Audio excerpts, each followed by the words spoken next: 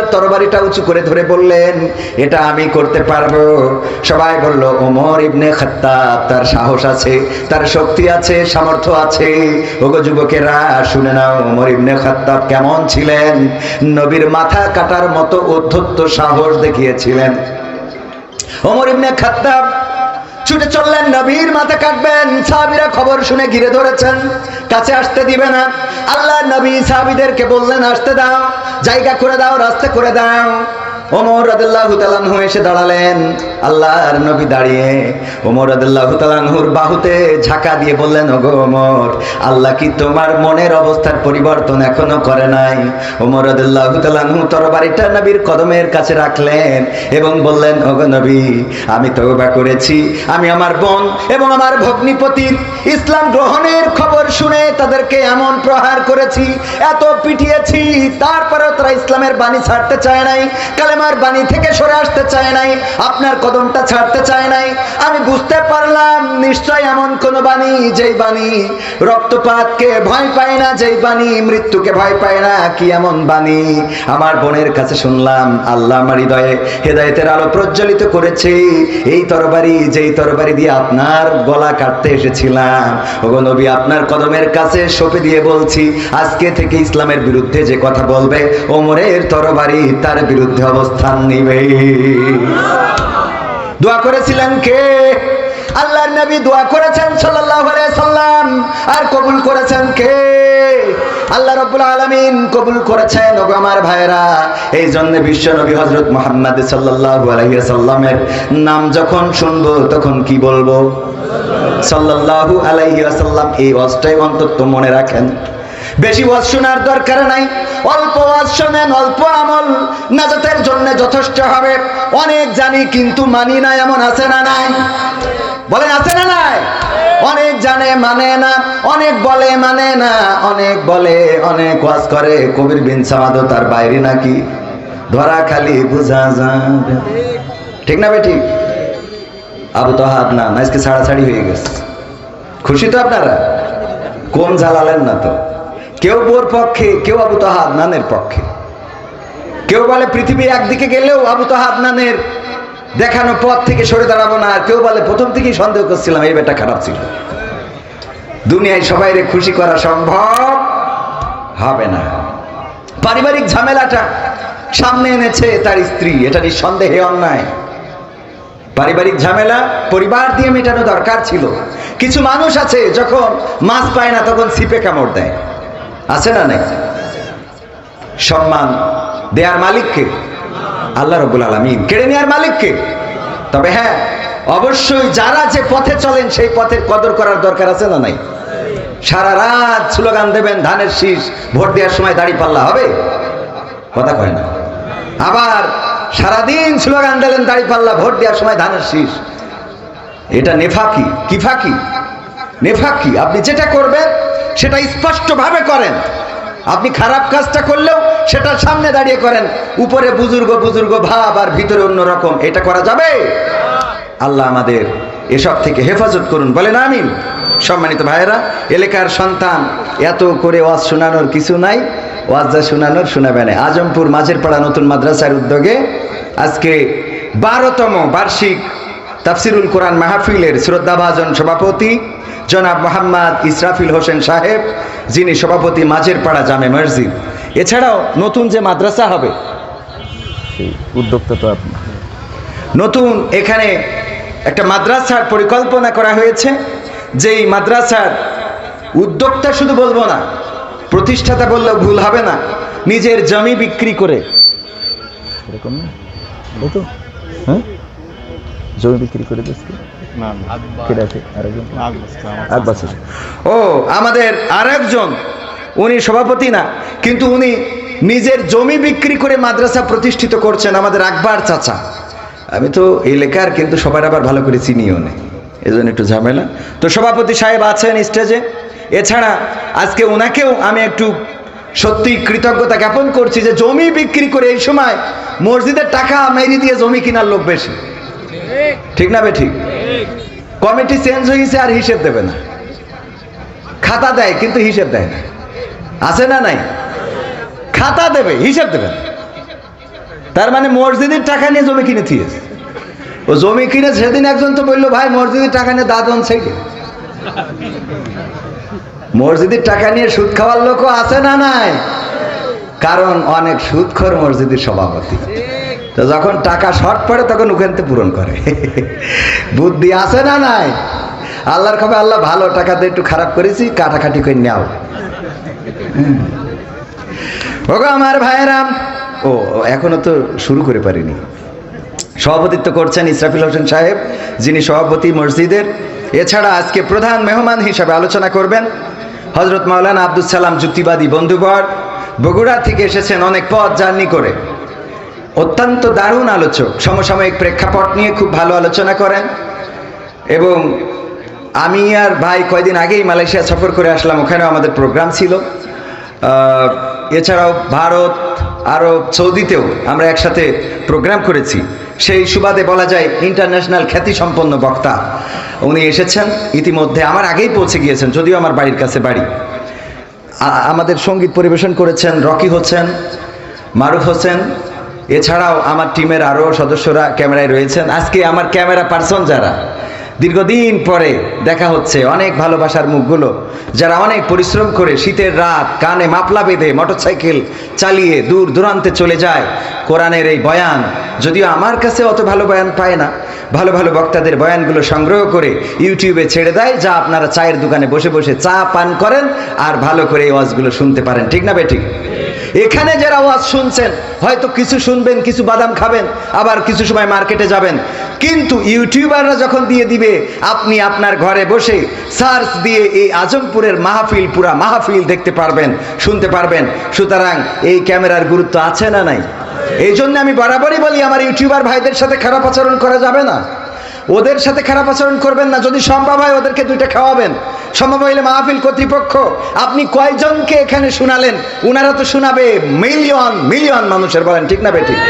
সুতরাং তাদেরকে একটু সহযোগিতা করবেন, তাদেরকে পারলে একটু বাদাম কিনে দিবেন, তাদেরকে পারলে পেঁয়াজি ভাজা কিনে এনে দিবেন, যে এই নেন আপনারা খান, এটা দিন প্রচারের একটা অংশ হবে। সোয়াব দিবেন কে? আল্লাহ রাব্বুল আলামিন। এই কাজগুলো করবেন। আমার ইউটিউবার ভাইরা অনেক কষ্ট করেন। এছাড়া উপস্থিত আছেন আমার অঞ্চলের পরিচিত অপরিচিত অনেকেই, আমার প্রিয় মুখ। তার মধ্যে অনেক বক্তাও রয়েছেন এখানে, যারা খ্যাতিসম্পন্ন মুফাসসিরে কোরআন। বিশেষ করে আমার বন্ধুবর মাওলানা মাহবুবুর রহমান, আমি স্টেজে উঠাইতে চাইলাম, বলল সামনে বসে ওয়াজ শুনবো। উনি আমার উস্তাদ, আমারে ওয়াজ শিখায়, আর সে সামনে বসে আছে। সত্যি আমার কাছে এটা কষ্টের। তারপরে বলল সামনে বসবো, আমার তো কিছু করার নাই। পর্দার অন্তরালে মা বোনেরা রয়েছেন, সাথে আমার বউ আছে। বলছে জায়গা নেই। জায়গা থাকবে কি? আমার বউ নিয়ে আইছে আজকে। মা আসতে চাইলো, তো একটু অসুস্থ। বললাম যে থাক, অসুবিধা নেই, সালাম ভাই বাড়ির বক্তা, আর আমি তো আপনার ছেলে। তো বউকে নিয়ে আসলাম, কারণ ওরও হিদায়তের দরকার আছে না নাই?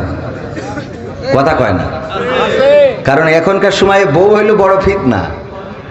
তুই চলি গেলি আর একদিকে চলি যাচ্ছে, কথা কয় না। এই জন্যই সাথে রাখার দরকার আছে না নাই? গদ খালি আর খবরদার কারণ নিয়ে যাবেন না, বউ নিয়ে যাবেন। হ্যাঁ, রাজি তো? ওই যে যাদেরকে নিয়ে যান ওদের নিয়ে যাবেন না, নিয়ে যাবেন কি? বউ নিয়ে যাবেন। আল্লাহ তৌফিক দিন, বলেন আমিন। সবাইকে অন্তরস্থল থেকে সালাম জানাচ্ছি, আসসালামু আলাইকুম ওয়া রাহমাতুল্লাহ। আল্লাহর শুকরিয়া আদায় করছি যে মহান রব আজকে এত সুন্দর একটা পরিবেশ করে দিয়েছেন। এই মাস অনেকেই আশঙ্কা করেন এই মাসে বৃষ্টি হবে, কিন্তু সুন্দরই পরিবেশ করে দিয়েছেন কে? সেই রবের শুকরিয়া আদায় করে সবাই পড়ছি আলহামদুলিল্লাহ। আল্লাহর শুকরিয়া আদায় করে শেষ করা যাবে? আল্লাহ রাব্বুল আলামিন যে নিয়ামত দিয়েছেন, আহারে মাঝে মাঝে চিন্তা করি কত কি তুমি দিলা। ডাক্তার হাসপাতালে গেলে বোঝা যায় যে আমাদের এর মধ্যে কি আছে কি নাই। একটা জিনিস নষ্ট হইলে বুঝবেন যে কি হারাইলেন।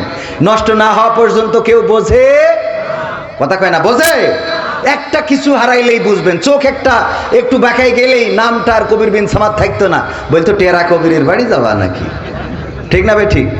কানটা একটু কালা হইলেই বলতো কার বাড়ি যাবা? কালা কবির। চোখ একটা কানা হইলে বলতো কানা কবির। পা একটা একটু 1 ইঞ্চি খাটো হইলে একটু আপ ডাউন করে হাঁটলেই বলতো খুড়া কবির। ঠিক না ভাই? ঠিক। যে আল্লাহ এত সুন্দর করে বানাইলেন, হাত দিলেন, পা দিলেন, চোখ দিলেন, কান দিলেন, দেখার শক্তি দিলেন, আর না চাইতেই অনেকের বউ দিয়ে দিয়েছে, বলেন সুবহানাল্লাহ। বউ আছে না নাই? কার কার আছে দেখি হাত উঁচু করেন। লজ্জা করছে?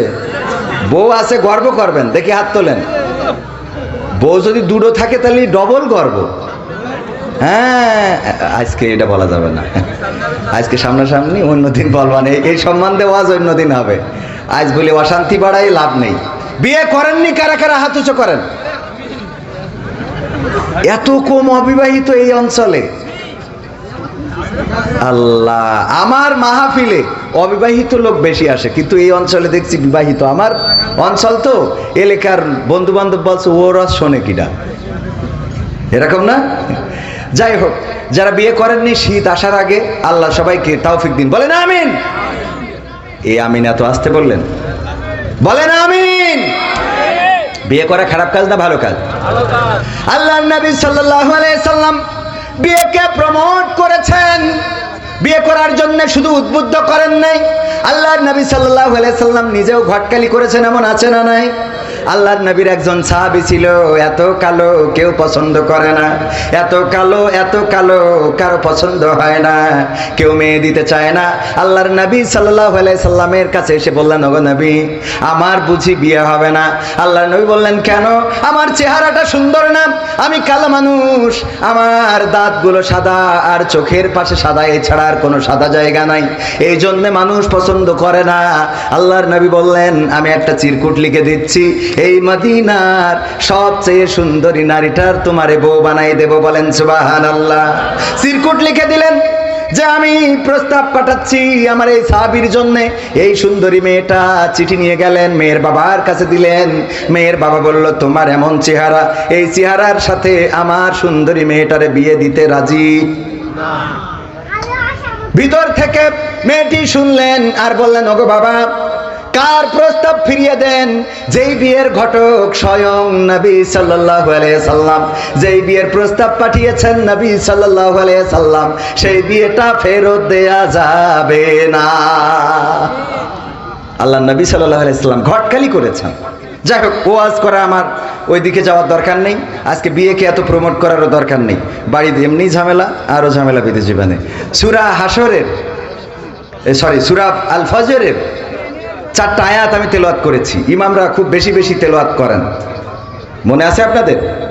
ইয়া আইয়াতুহান নাফসুল মুতমাইন্নাহ ইরজিই ইলা রাব্বিকি রাদিয়াতাম মারদিয়া ফাদখুলি ফি ইবাদি ওয়াদখুলি জান্নাতি। এই আয়াতটা নিয়ে একটু কথা বলতে চাই। আয়াতটা যখন নাজিল হচ্ছিল তখন পাশে বসা ছিল আবু বকর রাদিয়াল্লাহু তাআলা আনহু। আবু বকর রাদিয়াল্লাহু তাআলা আনহু ইসলামের কততম খলিফা ছিলেন? বলেন তো সবাই, কততম? সবাই বলেন কত? প্রথম। এগুলো শিখে রাখেন, মাঝে মাঝে আমি প্রশ্ন করি, দেখেন না? প্রশ্ন করে কম্বল দিই, খাবার দিই, তেল দিই, কম্বল জায়নামাজ দিই, খেয়াল করেন কিনা? এই প্রশ্নগুলোই তো করি। ইসলামের প্রথম খলিফাকে আবু বকর রাদিয়াল্লাহু তাআলা আনহু। ওই সময় অনেকেই অন্য রকম উত্তর দিয়ে ফেলে, কেউ সাহাবীর নাম বলে, কেউ বঙ্গবন্ধুর নাম বলে, আছে না নাই? মনিহারের কাছে একজনের জিজ্ঞাসা করলাম, আমাদের জাতির পিতার নাম কি? কয় বঙ্গবন্ধু শেখ মুজিবুর রহমান। আমরা ইসলাম থেকে এত পিছিয়ে, আদিনে আমি এক মা বোন বলতে হবে, জিজ্ঞাসা করলাম যে উজুর ফরজ কয়টা? তা বলছে 3টা। বললাম কি কি? বলছে ফজর, জহর আর আসর। ফজর, জহর আর আসর উজুর ফরজ। এই অনুষ্ঠানটা দেখবেন, দেখলে আপনারাও মাঝে মাঝে অবাক হয়ে যাবেন। আবার অনেকেই দেখবেন যে আপনি নিজেও জানেন না যে যেটা বলেছে এটা আমিও জানি না। বোঝেননি? আবু জাহেলের মতো। আবু জাহেলের কাছে একবার তার ভক্তবৃন্দ এসেছে একটা বস্তু নিয়ে, বলল বৃষ্টি হয়েছে, বৃষ্টির পানিতে এটা ভেসে এসেছে, কি আমরা চিনতে পারছি না। আবু জাহেল সামনে ওটা দেখে কিছুক্ষণ কান্নাকাটি করলেন, তারপরে কিছুক্ষণ হাসা শুরু করলেন। আবু জাহেলের ভক্তবৃন্দ বলল, আবু জাহেল, তুমি তো আমাদের নেতা, তুমি আমার এই যে বিষয়টা এনেছি, এটা কি না জানিয়ে হাসলে কেন, কাঁদলে কেন? বলল, আমি কাঁদলাম এই জন্যে, আমি যদি মারা যাই তাইলে এই সামান্য জিনিসটা তোমরা চিনতে পারো নাই, কি উপায় তোমাদের হবে, এই চিন্তা করে আমি কান্না করলাম। তাইলে হাসলে কেন? বলছে, আমি হাসলাম এই জন্য, এই জিনিসটা কি আমিও চিনতে পারিনি, এই জিনিসটা কি আমিও চিনতে পারিনি। ওর চিন্তা হইলো মারা গেলে এদের উপায় কি হবে, যে এই সামান্য জিনিস এরা বুঝতে পারে নাই। কিন্তু ও হাসলো এই জন্য যে আসলে এই জিনিসটা ও বুঝতে পারে নাই। তো এই অবস্থা আমাদের অনেকের আছে যে সামান্য এই উত্তর আমি যখন প্রশ্ন করি তখন পাশ থেকে অনেকেই বলি দেয় এইটা এইটা এইটা, যে ওইটারে ধরি অমনি কেলাই পড়ে। এই জন্য এগুলো শেখার দরকার আছে না নাই? ইসলামের প্রথম খলিফা কে? হযরত আবু বকর রাদিয়াল্লাহু তাআলা আনহু। তিনি পাশে বসা ছিলেন যখন এই আয়াতে কারিমাত নাজিল হচ্ছিল, আল্লাহর নবী তেলাওয়াত করলেন, আর আবু বকর রাদিয়াল্লাহু তাআলা আনহু তরজমা করা লেগেছে নাকি? বলেন, তরজমা করা লেগেছে? আরবে যখন কোরআন নাজিল হতো আরবি ভাষায়, তখন আরবিয়ানরা বুঝতো না। আল্লাহর নবী যখন এই আয়াতে কারিমা তেলাওয়াত করলেন, তেলাওয়াত করার সাথে সাথে আবু বকর রাদিয়াল্লাহু তাআলা আনহু বললেন, তাফসীরে ইবনে কাসিরে এসেছে, ওগো নবী, এত সুন্দর চমৎকার কথা আল্লাহ ডাক দিয়ে বলছে, ওগো প্রশান্ত আত্মা, ওগো প্রশান্ত আত্মা, হে প্রশান্ত আত্মা, তুমি ফিরে এসো তোমার রবের কাছে, ফিরে এসো তোমার রবের কাছে, আর তুমি দাখিল হয়ে যাও আমার বান্দাদের কাতারে, আর প্রবেশ করো জান্নাতে সন্তুষ্ট চিত্তে, আনন্দ চিত্তে এবং সন্তোষ ভাজন হয়ে তুমি ফিরে এসো। কত সুন্দর কথামালা আল্লাহ ডাক দিয়ে বলছেন, ওগো প্রশান্ত আত্মা, ফিরে আসো সন্তুষ্ট চিত্তে এবং সন্তোষ ভাজন হয়ে। তার মানে তুমি সন্তুষ্ট হয়ে যাও এবং যার কাছে ফিরে আসছো সেও তোমার উপরে সন্তুষ্ট, আর তুমি দাখিল হয়ে যাও আমার বান্দা যারা তাদের কাতারে, আর প্রবেশ করে নাও জান্নাতে। এই কথাগুলো যখন আল্লাহর নবী সুন্দর করে তেলাওয়াত করলেন, আবু বকর রাদিয়াল্লাহু তাআলা আনহু বললেন, কত সুন্দর, কত চমৎকার কথা। আবু বকর রাদিয়াল্লাহু তাআলা আনহুকে আল্লাহর নবী বললেন, আবু বকর শুনে নাও, যখন তোমার মৃত্যুর সময় ঘনিয়ে আসবে তখন আল্লাহ রাব্বুল আলামিন এই কথাগুলো তোমাকেও বলে দিবে। সুবহানাল্লাহ। নফসে মুতমাইন্না, প্রশান্ত আত্মা। কি আত্মা? বলেন, কি আত্মা? আল্লাহ ডাক দিয়ে বলবেন, ওগো প্রশান্ত আত্মা, ফিরে আসো তোমার রবের নিকট সন্তুষ্ট চিত্তে এবং সন্তোষ ভাজন হয়ে। সন্তুষ্ট চিত্তে মানে তুমিও খুশি হয়ে যাও। এটাই এমন, ধরেন আবার রাজনীতির কথা বলছি না, তারেক রহমান দেশে এসেছে, আমাদের এই থানায় অথবা এই সংসদীয় আসনে বিএনপির মনোনয়ন প্রত্যাশী আছে না নাই? কয়জন আছে? একাধিক ব্যক্তি, 2 বা 3 জন আছে না নাই? 2 বা 3 জন। এর মধ্যে যদি কোনো একজনকে ডাকে যে তুমি একটু ঢাকায় আসো, তারেক রহমান একজনকে ডেকেছে, তুমি একটু ঢাকায় আসো, ও তো আগেতে বলবে ধান লাগা, কথা কয় না। আর যদি বলে সন্তুষ্ট চিত্তে এসো, সন্তুষ্ট থেকো, অসুবিধে নেই, আমিও তোমার পরে সন্তুষ্ট আছি, একটু ঢাকায় আসো, যদি এই কথা বলে খুশি হবে না? হবে না? ধান লাগাবে না? লাগাবে না? কথা কয় না। আপনাদের কি কষ্ট হচ্ছে? লাগাবে না? লাগাবে না? বলবে লাগা।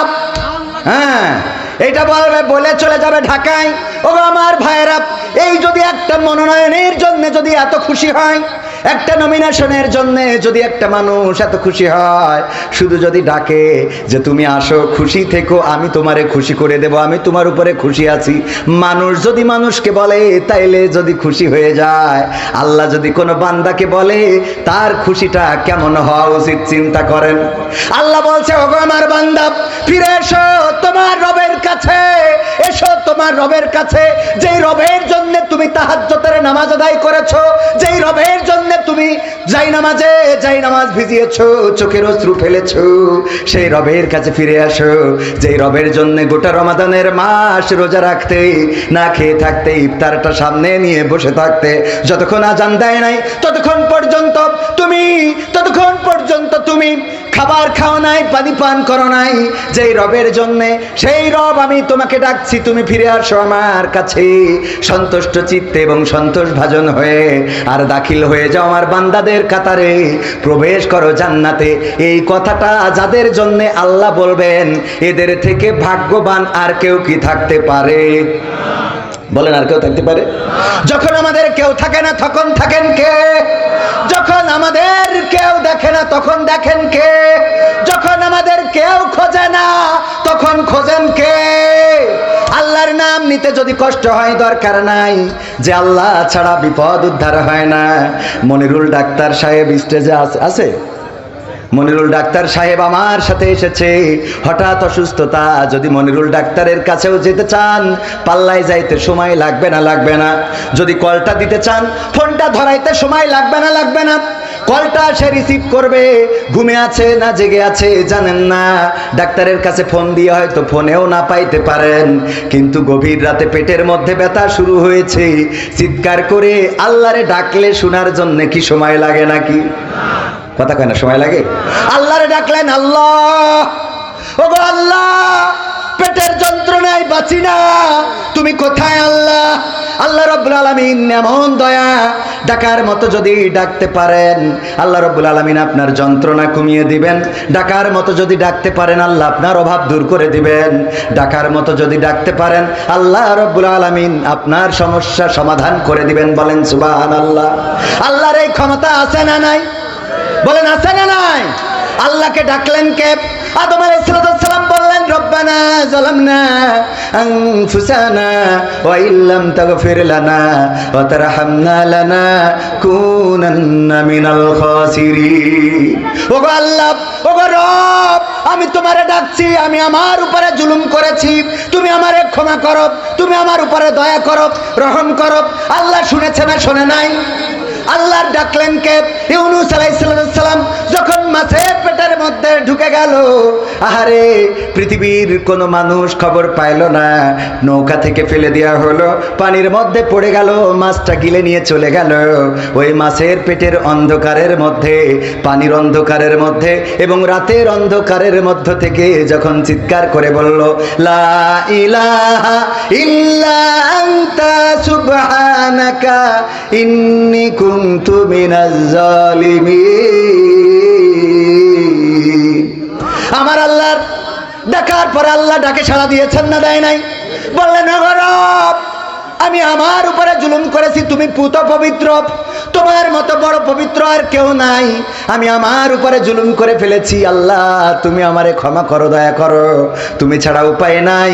আল্লাহ রাব্বুল আলামিন ইউনূস আলাইহিস সালামের দোয়াটা শুনলেন আর মাছের পেটের মধ্যে যন্ত্রণা বাড়িয়ে দিলেন, আর মাছ আবার যেখান থেকে নিয়ে এসেছিল সেখানেই দিলেন না, বরং এমন জায়গায় তার ল্যান্ড করে দিয়ে আসলেন, এমন এয়ারপোর্টে নামাই দিয়ে আসলেন যেখানে নিরাপদ। বলেন সুবহানাল্লাহ। শুনেছেন না শোনে নাই?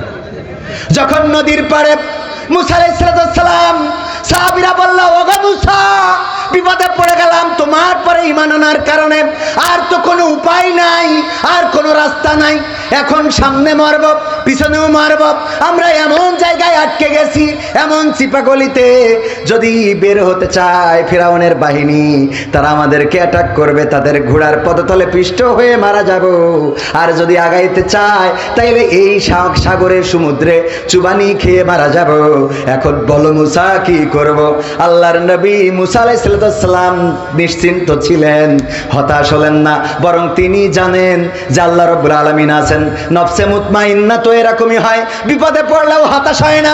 নফসে মুতমাইন্না হলো মুসিবত যতই আসুক ফাঁসির রশিতে ঝুলানো হবে, ডাক দিয়ে সন্তানকে বলে, ওগো আমার কলিজার টুকরা, বলো ফাঁসির কাস্টে তো ঝুলবো, লুঙ্গি পরে যাব নাকি পাঞ্জাবি পরে যাব এটা বলে। ওগো আমার ভাইয়েরা এটা বলে না, আমার ফাঁসি দেবে এখনো, দেখো বাঁচাইতে পারবা কিনা বলে নাকি? নফসে মুতমাইন্না বোঝেন তো? নফসে মুতমাইন্না প্রশান্ত আত্মা, আল্লাহর পরে এতটাই নির্ভর যে মৃত্যুর আগের দিন পর্যন্ত হাসতে থাকে। কথা কয় না? দেখেননি কোরআনের পাখি মৃত্যুর আগের দিনও এমন হাসি দিয়েছেন যেন এক ফালি চাঁদ হেসেছে। আহারে 13টা বছর কারাগারে মুখের মধ্যে মলিনতা কি ছিল, কিন্তু এখন যারা আছে বের করলে মনে হয় এখনো 13 মাস হয় নাই, তাও চেহারার দিকে কি তাকানো যায়? কথা কয় না? যায়, তাকানো যায় না। কারণটা কি? কারণটা হলো তাদের আল্লাহর প্রতি কনফিডেন্স নাই, আত্মবিশ্বাস নাই, আল্লাহর প্রতি তাদের বিশ্বাস না থাকার কারণে ওরা নফসে মুতমাইন্না হইতে পারে নাই। এই জন্য দুশ্চিন্তা আছে না নাই? কথা কয় না? দুশ্চিন্তা আছে না নাই?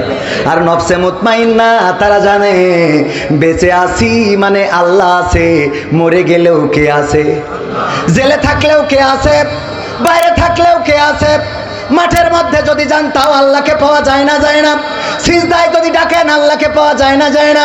আপনি যেখানে যে অবস্থায় থাকেন, ও আমার যুবকেরা, প্রেমের জন্য ঘুরে বেড়ায়, ভালোবাসার জন্য ঘুরে বেড়ায়, গদখালি যায়, ওই পার্কে ঘুরে বেড়ায়, ফুল নিয়ে কত মানুষের আহারে কত বড় কাঙাল, প্রেমের জন্য কত কি করে। ওই যে প্রেমে সাকসেস হইতে যে ঢাকায় ছাত্র দলের একজন নেতাকে হত্যা করেছে, দেখেছেন না দেখেন নাই?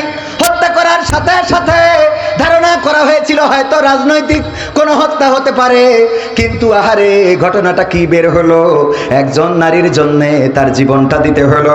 মিন্নির মতো ঘটনা ঘটেছে, বরগুনার মিন্নির নাম আপনাদের মনে আছে না নাই? ত্রিভুজ প্রেমে জড়িয়ে গিয়েছে। প্রাইভেট টিচার যিনি, তার সাথেও প্রেম করেছে। আমার ক্লাস 4 থেকে শুরু করি স্যার একজনের সাথে লাইন মারা। 9 বছরের প্রেম আর প্রাইভেট টিচারের প্রেম। চিন্তা করে কার সাথে যাব, কার খাবো, কার সাথে থাকবো, এই দুইটা ব্যালেন্স করতে পারে না। আগের প্রেমিকরে বলিছে নতুন ডারে দুনিয়াতে সরাই দাও, যাতে অন্তত আমি সিদ্ধান্ত ভালোভাবে নিতে পারি। আহা, একটা মায়ের কোল খালি করে দিল, খালি সিদ্ধান্ত নেবে যে ও নেই, আমার আর টেনশন নেই, এখন যেটা এইটার সাথে চলবে। লোকজন আগে আসতে বলবো, আসবে না ওখানে। যা বলার সিরকুটতে বলবেন, ওয়াজের মধ্যে কথা বলা যাবে না, তো সে যত এলাকা ছেলে হয় সিরকুট দেবেন, এনে পড়বো তারপরে কথা বলবো। ভাইয়েরা আমার, ও আমার ভাইয়েরা, এই মিন্নির মতো ঘটনা ঘটেছে ঢাকায়। তৃতীয় তলায় যে দরজায় নক করেছে, কিন্তু পরিকল্পনা তো তাদের, এবং নারীদের পরিকল্পনা অত্যন্ত জঘন্য। নারীরা শেষ করে দিতে পারে। আদম আলাইহিস সালামকে জান্নাত থেকে বের করেছে, জান্নাত থেকে বেরোতে হয়েছে, যদি আল্লাহর পরিকল্পনা ছিল। তবুও আমাদের হাওয়া আলাইহিস সালাম শয়তানের ওয়াসওয়াসায় পড়ে গিয়েছিল, বলেন ঠিক না বে ঠিক? আমাদের আদি মাতা শয়তানের ওয়াসওয়াসায় পড়ে গেলেন, আর আদম আলাইহিস সালামকেও সেই গন্ধক ফল খাওয়ালেন। এর বিনিময়ে কি হয়ে গেল? লজ্জাস্থান থেকে কাপড় সরে গেল, জান্নাতের কাপড়গুলো আল্লাহ রাব্বুল আলামিন কেড়ে নিলেন, তারপরে জান্নাত থেকে দুনিয়ায় পাঠিয়ে দিলেন। ওগো আমার ভাইয়েরা, এই জন্য নারীদের ষড়যন্ত্র থেকে নিজেদেরকে আল্লাহর কাছে পানাহ চাইবেন। যদি সে বউ হয়, পানাহ চাইবেন কার কাছে? বারবার দোয়া করবেন, রব্বানা আতিনা ফিদ দুনিয়া হাসানা ওয়া ফিল আখিরাতি হাসানা ওয়া কিনা আযাবান। মুখস্থ আছে না নাই? পড়েন, রব্বানা আতিনা ফিদ দুনিয়া হাসানাতাও ওয়া ফিল আখিরাতি হাসানা ওয়া কিনা আযাবান নার। হে রব, তুমি আমাকে দুনিয়ার কল্যাণ এবং আখিরাতের কল্যাণ দান করো, এবং জাহান্নামের আযাব থেকে রক্ষা করো। আল্লাহর কাছে দুনিয়ার কল্যাণ চাইবেন, আখিরাতের কল্যাণ চাইবেন। সালাতুল হাজত পড়বেন, যত মুসিবতে পড়েন, যত বিপদে পড়েন, সালাতুল হাজত পড়বেন। সম্ভব হইলে তাহাজ্জুদ পড়বেন, আল্লাহর কাছে কাঁদাকাটি করবেন। সব মুসিবত থেকে মুক্ত করার মালিক কে? বলেন কে? আল্লাহ মুক্ত করার মালিক। এই মেয়েটা, বর্ষা নামের মেয়েটা কি করলো? মাহির নামের ছেলেটার সাথে প্রেমে মত্ত হয়ে 4 থেকেই প্রেম করে আসছে, 9 বছরের প্রেম। তারে বলেছে যদি এইটারে সরাইতে পারো, জুবাইরকে যদি সরাইতে পারো, জবু বলে ডাকে তার বাবা আদর করে, যদি সরিয়ে দিতে পারো তাইলেই আমি তোমার হব। হাতও করা হলো, দরজায় নক করলো, দরজাটা খোলো, আমাকে একটু বাঁচাও। ওই মেয়েটা বলেছে তুমি না মরলে আমি মাহিরের হইতে পারবো না, সুতরাং তুমি মরে যাও, সেটাই ভালো। এই যে মেরে ফেললো, আহারে এই প্রেম, এই ভালোবাসা। এখন একজন মায়ের কোল খালি করলো, অপরজনের মা আবার ওই আসামিকে এনে ধরিয়ে দিয়েছে, নিজে পুলিশের কাছে সোপর্দ করেছে, আর যেই মেয়েটার কারণে সেও এখন জেলখানায়। বলেন দেখি, প্রেম কি ভালো কিছু বই আনলো না খারাপ কিছু? তাইলে এই প্রেম কি করা যাবে? না, করবেন না। প্রেমের পিছনে ঘুরবেন না। আপনি যারে চান চিঠি দিয়ে লাভ নেই, মেসেজ করে লাভ নেই, ফ্রেন্ড রিকোয়েস্ট পাঠিয়ে লাভ নেই, টিকটক করে লাভ নেই। বরং যদি সিজদায় পড়ে আল্লাহর কাছে চাইতে পারেন, আল্লাহ আমার তো মনে হয় ওই মেয়েটা যদি আমার জীবন সঙ্গিনী হয়ে যায় তাইলে আমার জীবনটা সুখের হবে, আমি বড্ড ভালোবাসি। আল্লাহ রাব্বুল আলামিন যদি কল্যাণ মনে করেন, তারে তোমারে দিয়ে দিতে পারে না? পারে না? কথা কয় না, পারে না? পারে না? যারা বিয়ে করেছেন তারাও সেই দেখবেন আপনাদের ডবল বিয়ে হইতে পারে। এই আল্লাহ দিতে পারে না? পারে না? এটা কি খারাপ কাজ? খারাপ কাজ? ভাইরা আমার, নফসে মুতমাইন্নার কথা বলছিলাম। প্রশান্ত আত্মা তো এমন। মুসা আলাইহিস সালাম দাঁড়িয়ে আছেন, সাহাবীরা, ওরা মুসা আলাইহিস সালামের সাহাবীরা খুব বেতাড়া ছিল। কি ছিল? বেতাড়া। মানে মুসা আলাইহিস সালাম যদি ওরা বলে সুজা, ওরা যায় বেকা। কোরআনে সব ঘটনা আছে, সূরা বাকারা, এটা তো ওই ঘটনাকে কেন্দ্র করি। বলছে যে গরু কুরবানি দিতে বলিছে, তা বলছে সেই গরু ছোট হবে না বড় হবে? তা বলছে যে মাঝারি জুতির, আল্লাহর কাছে শুনে নিয়ে বলছে মাঝারি জুতির। বলছে কালার কি হবে? এবার বলছে কালার এই হবে। বলছে তা গায়ে হবে না এড়িয়ে হবে? প্রথম কথায় যদি একটা গরু এনে জবাই করে দেয় তাহলে বলে মিটে যায়, কিন্তু এত বেতাড়া ছিল, মানে ওই জিজ্ঞেস করতে করতে আল্লাহ এমন করে দিয়েছে যে সেই গরু খুঁজি পাওয়াই কষ্ট। এই জন্য নবী সাল্লাল্লাহু আলাইহি সাল্লাম একবার সাহাবীদের বললেন, যেই ব্যাপারে আল্লাহ কিছু বলেন নাই সেই ব্যাপারে তোমরাও চুপ থাকো, মুসা আলাইহিস সালামের উম্মতের মতো হইও না। কত সুন্দর কথা।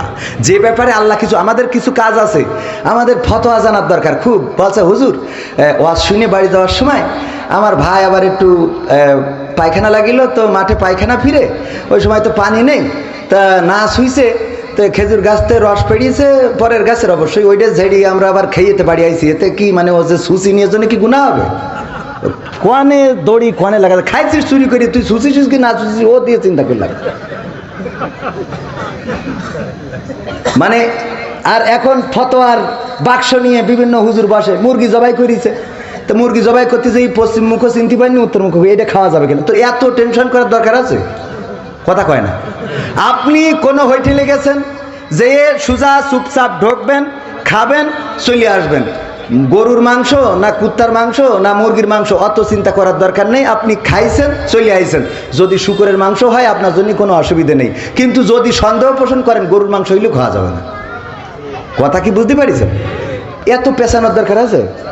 মুসা আলাইহিস সালামের সাহাবারা ছিল খুব বেতাড়া, ওরা আল্লাহর কাছে সিজদা করবে না।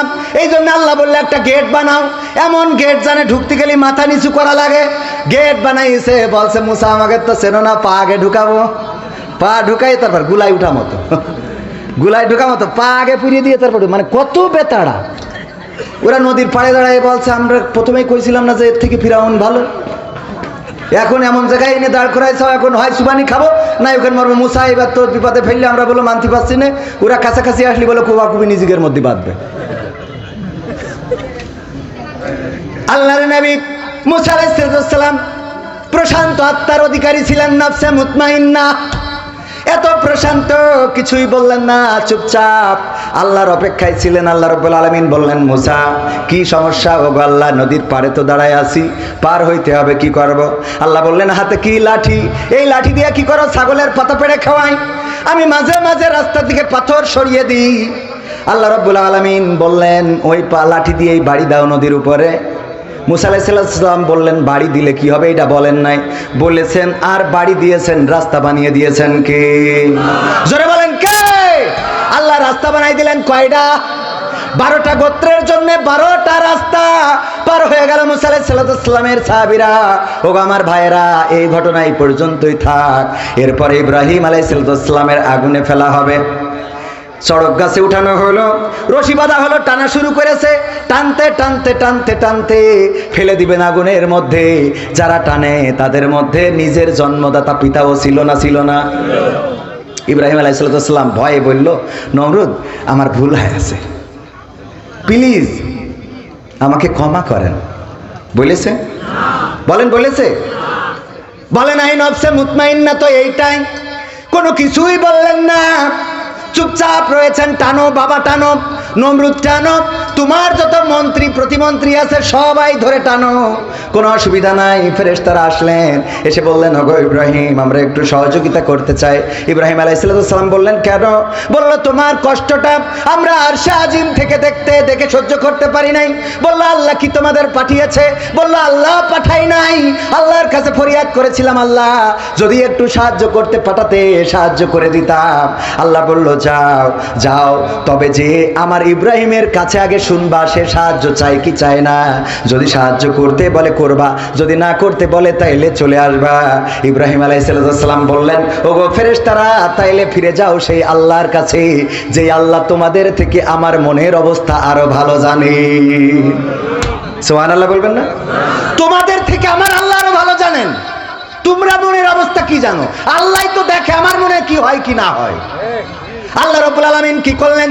ইয়া নারু কুনি বারদাও ওয়া সালামান আলা ইব্রাহিম।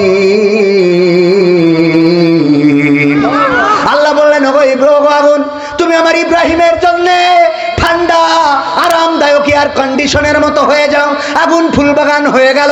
এটাই হলো নফসে মুতমাইন্না, এটাই হলো নফসে মুতমাইন্না। আল্লাহ রাব্বুল আলামিনের প্রতি যার আত্মা সন্তুষ্ট হয়ে যায়, আর আল্লাহ রাব্বুল আলামিন যে আত্মার প্রতি সন্তুষ্ট হয়ে যায়। আইয়ুব আলাইহিস সালাম রোগে রোগে ভুগতে লাগলেন, সন্তান মারা গেল, সম্পদগুলো সব শেষ হয়ে গেল, স্ত্রীরা চলে গেল, শুধু রহিম আলাইহিস সালাম ছাড়া।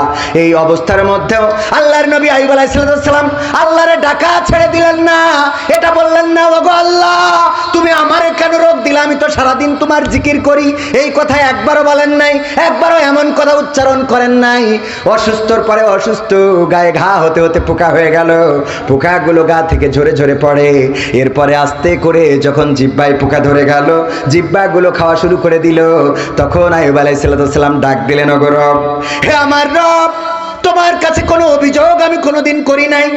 আমার সন্তান মারা গেল বলি নাই, আমার সম্পদ ধ্বংস হয়ে গেল বলি নাই, আমার স্ত্রীরা চলে গেল বলি নাই, আমার কাজের মানুষগুলো চলে গেল অভিযোগ করি নাই, আমার গায়ে ঘা দিয়েছো, কুষ্ঠ দিয়েছো বলি নাই, আমার শরীরে পোকা দিয়ে আমার গোশতগুলো খাইয়ে নিয়েছো তাও বলি নাই, অভিযোগ করি নাই।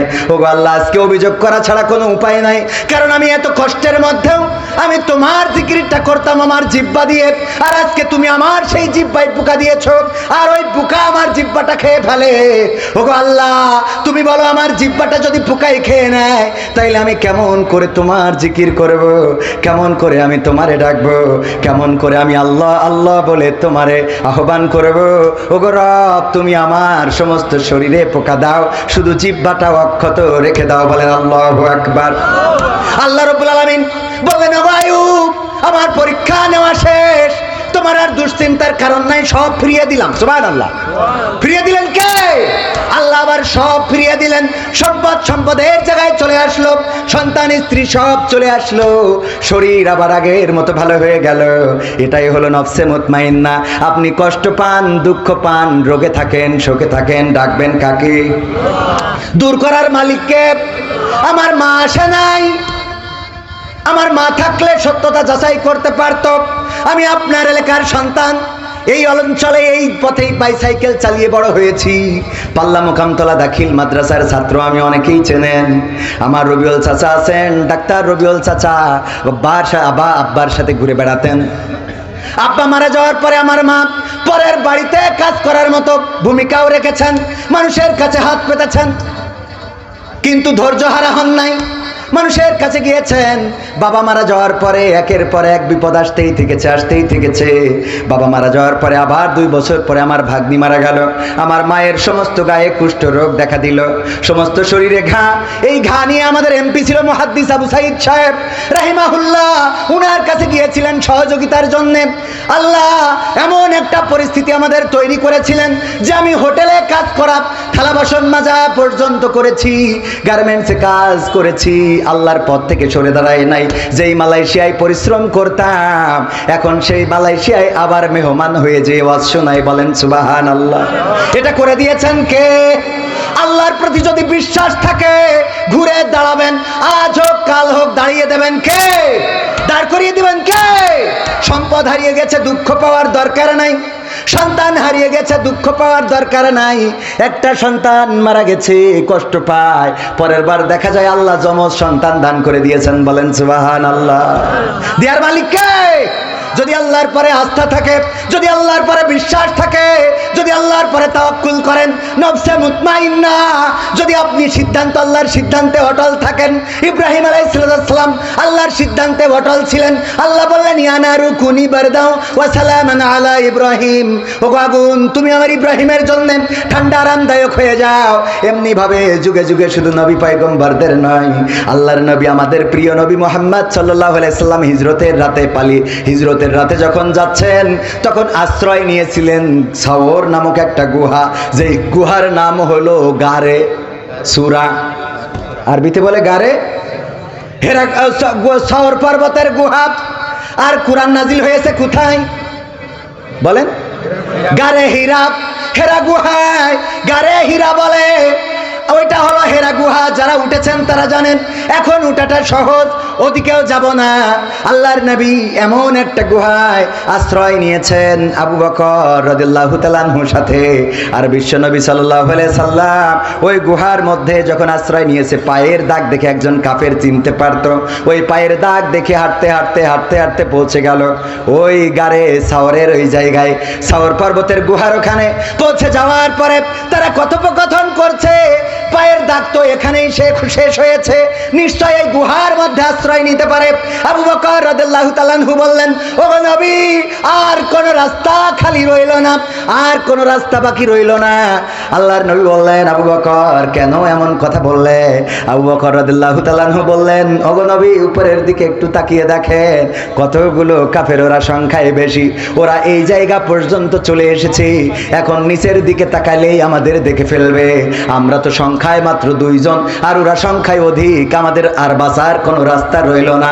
আল্লাহর নবী প্রশান্ত আত্মা জবাব দিলেন সুন্দর করে, ও আবু বকর, তুমি তো গুনতে জানো না, তুমি যেটা গুনেছো সেটা ভুল। আমরা 2 জন নয়, আমরা যেখানে আশ্রয় নিয়েছি 2 জন নয়, আমাদের সাথে তৃতীয়তম একজন আছেন, তিনি হলেন তোমার আমার স্রষ্টা মহান রব আল্লাহ। তিনি রয়েছেন আমাদের সাথে, তোমার গোনা হয় নাই। যেই রব চাইলে ওরা আমাদেরকে দেখবে না। আল্লাহ রাব্বুল আলামিন কাফেরদের এমন মানসিকতা তৈরি করে দিলেন, ওরা নিচের দিকে তাকালো না, নিজেরা বলা বলি করলো, যদি এখানে মুহাম্মদ সাল্লাল্লাহু আলাইহি সাল্লাম আসতেন তাইলে এই মাকড়সার জালটা তো থাকতো না, কবুতর এখানে বাসা তো বাঁধতো না, বাসা বুনতো না, এই জায়গায় সে থাকতে পারে না, চলো ফিরে যায়। ওরা নিজেরা কথা বলে আবার নিজেদের রাস্তায় চলে এসেছেন। এই মন মানসিকতা তৈরি করে দিয়েছিলেন কে?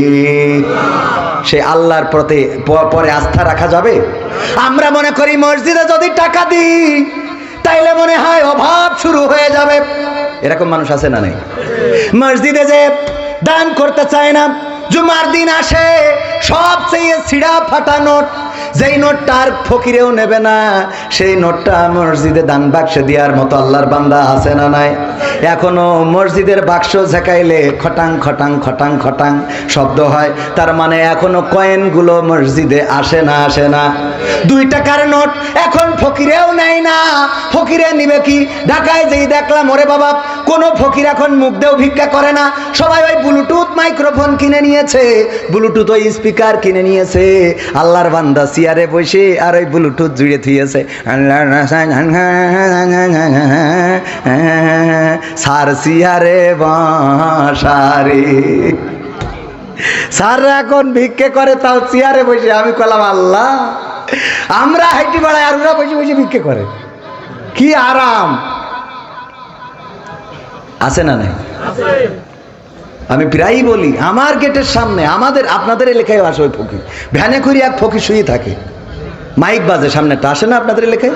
হ্যাঁ, ওই অফিসার আসলো, আমি গেট খুলি, আমার আবার ফকির দেখলেই কেন জানি একটু রাগ হয়, কারণ রাসূল সাল্লাল্লাহু আলাইহি ওয়াসাল্লাম ফকিরদেরকে কাজের জন্য উৎসাহ দিয়েছেন। এছাড়াও আল্লাহ রাব্বুল আলামিনের কাছে 2টা অপছন্দের হালাল, 2টা হালাল কিন্তু অপছন্দের, ঘৃণার। 1 নম্বর হলো তালাক, আর 2 নম্বর হলো ভিক্ষাবৃত্তি। এই 2টা কাজ আল্লাহর কাছে অপছন্দের, তবে হালাল। তো আমি অফিসারকে বললাম, ভিক্ষে নিতে যে গামলা ধরিছে, ফকির তো ভ্যানে শোয়া, আমি বললাম যে আপনি এই যে ভ্যানে করি ফকিরের ভিক্ষে নিতে আইছেন, এটা না করি আপনি ভ্যান চালাই তো ফকির চালাতে পারেন। তা বলছে, হুজুর আপনি বুঝতে পারেননি। কেন? তা বলছে, আমি ফকির নিয়ে আসিনি, ফকির আমার এনেস। কেন? তা বলছে, আমি ফকিরের ড্রাইভার। ফকিরের কি ভার? ড্রাইভার। কেমনে কি? বলছে, ফকির আমার বেতন দেয়। বলছে, ভ্যান, ওই যে মাইক, এই যে গামলা সব ফকিরি, ও আমার কাড়ি নিলে আমার চাকরি শেষ। ও তো ফকির না, ও মালিক। আল্লাহ, ও বস। আরবি ভাষায় কফিল। হ্যাঁ, আরবি ভাষায় কি? কাতারে বলে মুদির, আর সৌদি আরবে, ইদুর, সিঙ্গাপুর, মালয়েশিয়ায় বলে বস। ও নিয়ে আসে, বলছে আমার মাসে মাসে বেতন দেয়, তাই আমি এই নিয়ে আসি, এই যে গামলা ধরি, এই করি বেড়াইতে হয়। তাই আমি বলছি, মাইক লাগানো কেন, একটু মুখী করতে? বলছে, অত কষ্ট করি পারে কিনা। আমি শুয়ে রয়েছি কেন? বলছে, বসে থেকে পারা যায় অত, আরামসে ঘুম দিচ্ছে, দায়িত্ব সবের। ওগো আমার ভাইয়েরা, এই ফকির, আল্লাহ রাব্বুল আলামিন ফকিরকে ধনী করে দিতে পারে না? পারে না? এক ফকিরের সার্চ করে দেখা গেল 2-3-4 লাখ টাকা ওর বাস্তার মধ্যে, খাওয়ার সময় হয় নাই, মারা যাওয়ার সময় দেখা যায় কত ফকির মারা গেছে, ঘরে টাকা ভর্তি, বাস্তার পরে টাকা ভর্তি, ভিক্ষে করতে করতে মরে যায়, তাও টাকার নেশা ছাড়ে না। এরকম মানুষ আমাদেরও আছে না নাই? যদি বলেন ভাই চলেন উমরাটা করে আসি, টাকা তো কম হয় নাই, হজটা করে আসি। হজে জাতি কত টাকা লাগে তুমি জানো? পাখাম করে যায়, আমার পরে হজ ফরজ হয়ে যা কোন, হ্যাঁ হজের কথা কও, আমি হজ করা যোগ্য হয়ে যা কোন। ভাই ওই পশ্চিম মাঠে 1 বিঘা জমি বেচতে চাইলো, নিতে কনে কনে, আরে বাবা, ও জমির কথা শুনলি এনার্জি। হ্যাঁ তোমার চাষির নামে ব্যাংকে কত টাকা আছে দেখো, যদি হয় না। আরে শয়তান, আছে না নাই? 1,25,30,000 টাকা দিয়ে ওমরা করতে যাওয়ার সুযোগ হয় না, অথচ 4 লাখ টাকা বউ তালাক দিতে পারে। কথা কয় না? ও কি দেয় কি শেষ চাই? যে চলি গেছে যে আবার মামলা করে যে টাকাও লাগবে, চলিয়ে যাবে, টাকাও নিয়ে যাবে, আইন সবকের কি। এই জন্য আমার 50,000 টাকা চলে গেলেও অসুবিধা নেই, থাকলে 1 রাতি ওয়াজ করলে এই যায়। মনে করে যে মাঝে মাঝে অ্যাকশন নেবে, আমি কেউ অসুবিধে নেই, 1 রাত কি। হ্যাঁ যাই হোক, ওগো আমার ভাইয়েরা, আলোচনায় আসি। আমি যেই কথা বলছিলাম, আল্লাহ রাব্বুল আলামিন আপনার জায়গাটা ফিরিয়ে দিবেন যদি বিশ্বাস থাকে। ইব্রাহিম আলাইহিস সালামকে দিয়েছেন, আইয়ুব আলাইহিস সালামকে দিয়েছেন, ইউনূস আলাইহিস সালামকে দিয়েছেন, নূহ আলাইহিস সালামকে দিয়েছেন, আদম আলাইহিস সালামকে দিয়েছেন, লূত আলাইহিস সালামকে দিয়েছেন, মুহাম্মদ সাল্লাল্লাহু আলাইহি সাল্লামকে দিয়েছেন। এমনি ভাবে শুধু নবী সাল্লাল্লাহু আলাইহি সাল্লাম নয়, এই জমিনে শাহজালাল, শাহ মাকদুম, তিতুমির, শরিয়াতুল্লাহ, মুন্সি মেহেরুল্লাহ, আর বর্তমান জামানায় আল্লাহর দ্বীনের পথে অনেকেই ফাঁসির কাস্টে ঝুলে গিয়েছেন। বলেন তাদের সম্মান বাড়িয়ে দিয়েছেন কি? বাড়িয়ে দিয়েছেন কে? এখন যেই দিকে যাই সেই দিকের গণজোয়ার আছে না নাই? কথা কয় না, আছে না নাই? যেটা শেষ করতে চাইলো সেইটাই আবার তারা কয় এখন আমাদের এইটা ছাড়া রাস্তা। ওবায়দুল কাদের থাকলি বলতো আমরা এখন এই পথেই চলবো, ঠিক না বেটা? বলতে এখন আর আমাদের খেলা হবে, এখন তোমরা খেলা করবো, আমরা দেখবো। তা কয় না, এখন খেলা হবে তোমাদের, আর আমরা হব দর্শক, গ্যালারিতে বসে থাকবো। আরে আল্লাহ রাব্বুল আলামিন এভাবেই তো বিজয় দান করে। ধৈর্যের দরকার আছে না নাই?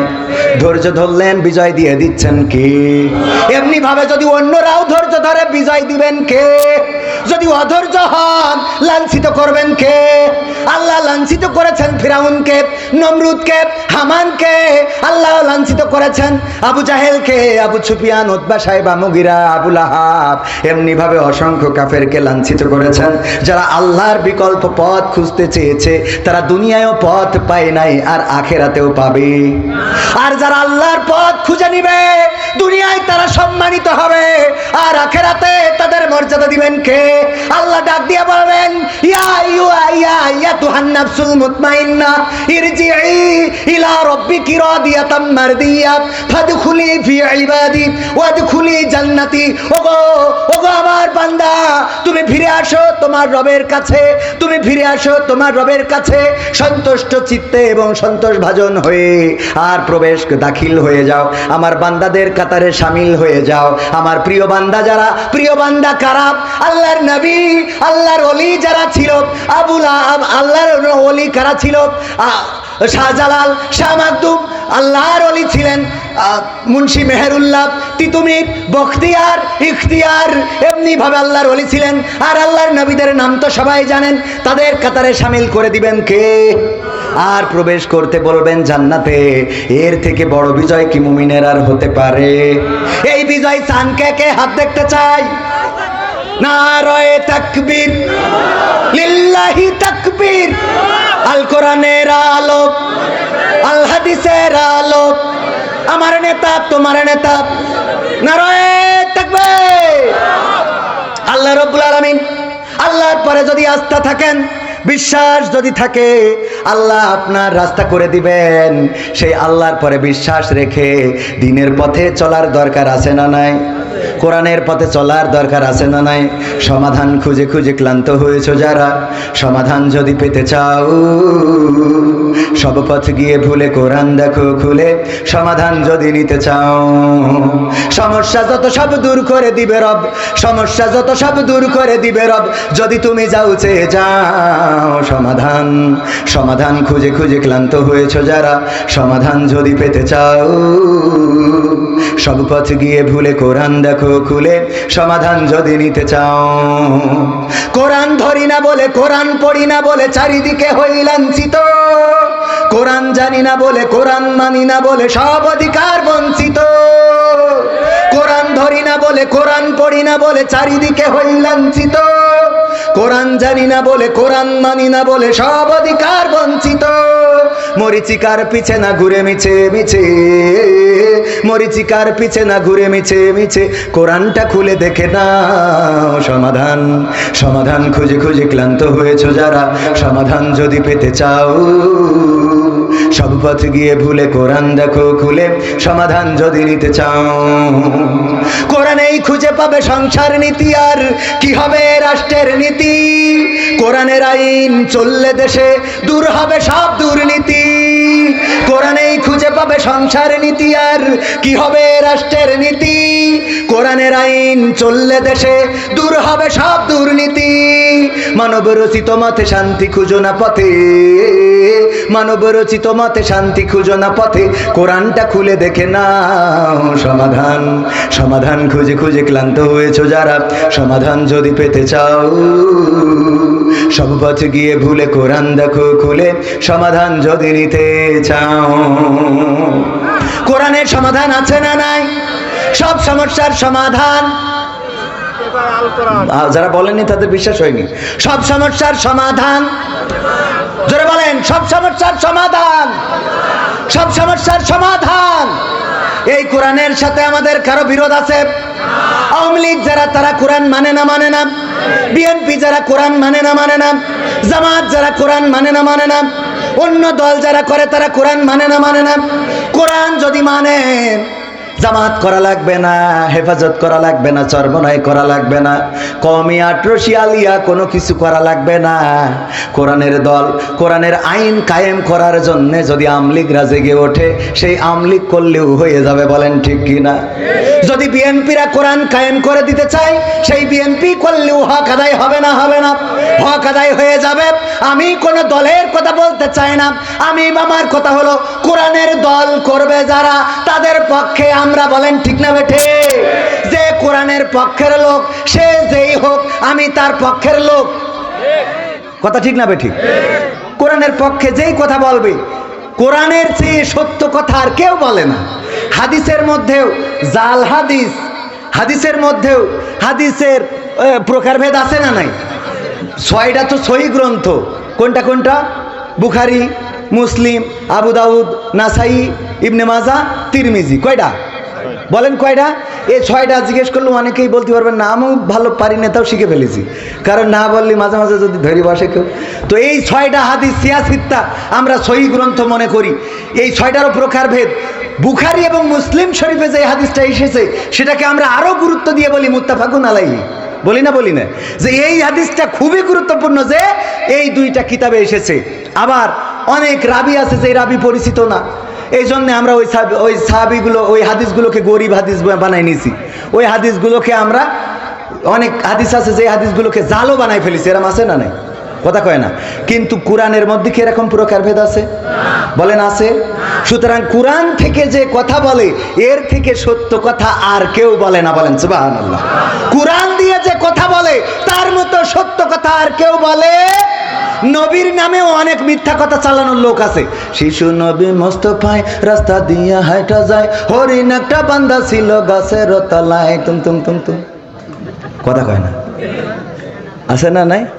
ছিল না? ছিল না? ওই সময় আমাদের মুরব্বী জনেরা শুনতো আর খাইতো, আহারে হরিণ একটা বান্দা ছিল। এই পর্যন্ত কোরআন হাদিস দিয়ে কি এই ঘটনা পাওয়া গেছে? এই কথা শুনিয়া গো কান্দে বিবি ফাতেমাই রে সাদের মদিনায়। এই সংসারে গরিব রে কেউ ভালোবাসেন নাই রে, ভালোবাসেন নাই। সুরটা মনে আছে না? সুরটা মনে আছে না? হ্যাঁ, এখন আর এইগুলো চলে, কারণ তখন কোরআন মানুষ জানতো না, পড়তো না, বুঝতো না, এই জন্যই যা চালাই দিত সেইগুলো চলে যেত। এখন আর এইগুলো চলার সুযোগ কথা কয় না। কিন্তু কোরআন থেকে যে বলেছে সে সত্য বলেছে। 1400 বছর আগে যে বলেছে, 14 কোটি বছর, 1400 কোটি বছর পরেও যে বলবে এইটাই সত্য কথা। বলেন সুবহানাল্লাহ।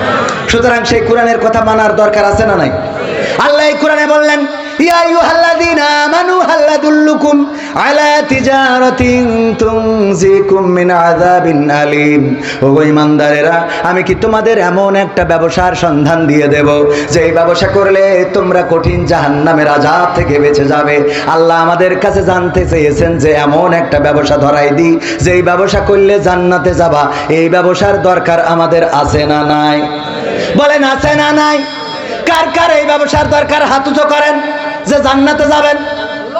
লিল্লাহি তাকবীর, নারায়ে তাকবীর। আল কোরআনের আলো, আল হাদিসের আলো, আমার নেতা তোমার নেতা। ও আমার ভাইরা, যদি জান্নাতে যেতে চান, যদি জাহান্নামের আযাব থেকে বাঁচতে চান, আল্লাহ বলল ব্যবসা ধরাই দিই। আমরা তো ব্যবসাটা খুব পছন্দ করি। আমি ওয়াজ করি, এত টাকা পাই। আবার এই শিমুলিয়ায় আমার একটা এজেন্ট ব্যাংক আছে না নাই? চেনেন তো আপনারা? ইসলামী ব্যাংক। যদিও আমার খুব বেশি আশা পড়ে না, সময় পাই একটু কম। আমাদের ছেলেরা ব্যাংকটা দেখাশোনা করে, মাঝে মাঝে আসি স্বাক্ষর করার জন্যে। কিছু ফাইল জমা হয়ে থাকে আমার জন্যে। ওগো আমার ভাইয়েরা, এই ব্যাংকটা ব্যবসার জন্য নিয়েছি, অর্থের জন্য নিয়েছি। ওয়াজ করি, ব্যবসা করি, আবার আকিজ কলেজে চাকরি করি, এরপরে আবার নিজেও একটা মাদ্রাসা করেছি। তারপরেও টাকা আগায় না। এই জন্য এখন আবার মধু বিক্রি করি, তেল বিক্রি করি, চিয়া সিড বিক্রি করি, সিড মিক্স বিক্রি করি, ঘি বিক্রি করি। অনলাইনে আছে না নাই? মানে ব্যবসা দেখেন কয়টা খুলে বলি, আরো তো খুলবো। কি ব্যবসা কেমন পছন্দ করি? আল্লাহ দিলি। হ্যাঁ, শুধু ব্যবসার জন্যই তো আর ব্যবসা না, কিছু খেদমতের জন্য ব্যবসা। কিসের জন্যে?